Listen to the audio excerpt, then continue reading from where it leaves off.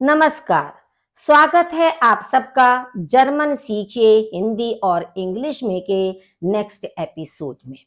आज इस एपिसोड के अंदर हम सीखने वाले हैं रिलेशंस, कि आपस में फैमिली में एक दूसरे के साथ हमारा जो रिलेशन होता है, जो संबंध होता है, उसे जर्मन में क्या बोला जाता है।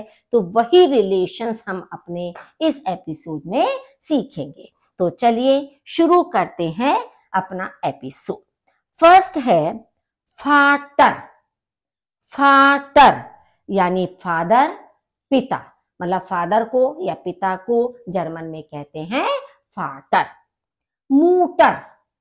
मूटर यानी मदर, माँ।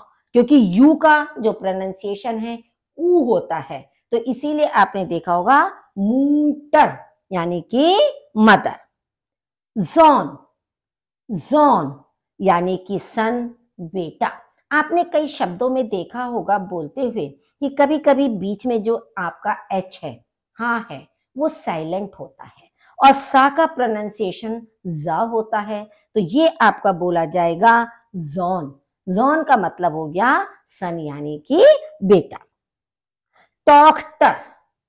टॉक्टर यानी कि डॉटर, बेटी। अब यहां पर भी आपने देखा होगा ओ वॉवेल है, उसके बाद सी एच आपका आया है, तो ये आपका खा का प्रोनाउंसिएशन होगा, तो आपका हो जाएगा टॉक्टर यानी कि डॉटर।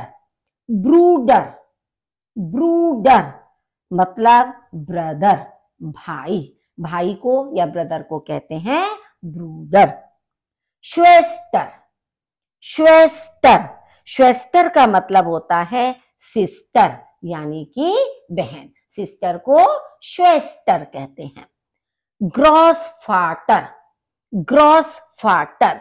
अब यहां देखेंगे कि जो आपको बी की तरह से लिखा हुआ दिखाई दे रहा है, ये बी नहीं है आपका, क्योंकि बी तो आपका इंग्लिश की तरह से ही लिखा जाता है, जैसे कि ब्रूडर में आपका लिखा हुआ था। ये जो बी की तरह से आपको दिखाई दे रहा है, इसका प्रोनाउंसिएशन होता है सा, जैसे सांप की आवाज होती है स, इस तरह से। तो इसलिए हम इसको बोलते हैं ग्रॉस फाटर यानी कि ग्रैंड फादर, दादा, नाना, इनको ग्रॉस फाटर कहा जाता है। और कहीं आप देखोगे दादाजी के लिए ओपा शब्द का भी प्रयोग होता है, यानी ओ पी ए। ओपा का मतलब भी दादाजी होता है।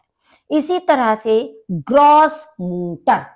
ग्रॉस मूटर यानी कि ग्रैंड मदर, दादी, नानी, दोनों के लिए ग्रॉस मूटर का प्रयोग किया जाता है। और दादी के लिए कहीं कहीं ओमा का प्रयोग किया जाता है, ओ एम ए, ओमा।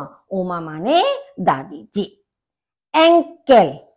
एंकेल यानी ग्रैंड सन, पोता।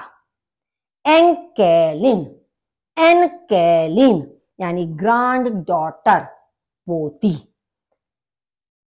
ऑन्केल। ऑन्केल यानी अंकल, चाचा, मामा, सबके लिए। इंग्लिश में भी तो यही होता है ना कि हम अंकल बोलते हैं, तो अंकल शब्द हमारा सबके लिए यूज हो जाता है, चाहे वो चाचा हो, चाहे मामा हो, चाहे हो, किसी के लिए भी हम उसका अंकल शब्द का प्रयोग कर लेते हैं। तो इसलिए ऑन्केल यानी कि अंकल। टांट। टांट आंट यानी चाची, मामी, सबके लिए। जैसे इंग्लिश हम कहते हैं ना आंट या आंटी शब्द का प्रयोग कर लेते हैं, तो ऐसे ही जर्मन में टांटा। नेफे। नेफे नेफ्यू यानी कि भांजा। निष्ठा। निष्ठा नीज। नीज का मतलब भांजी। Thank you.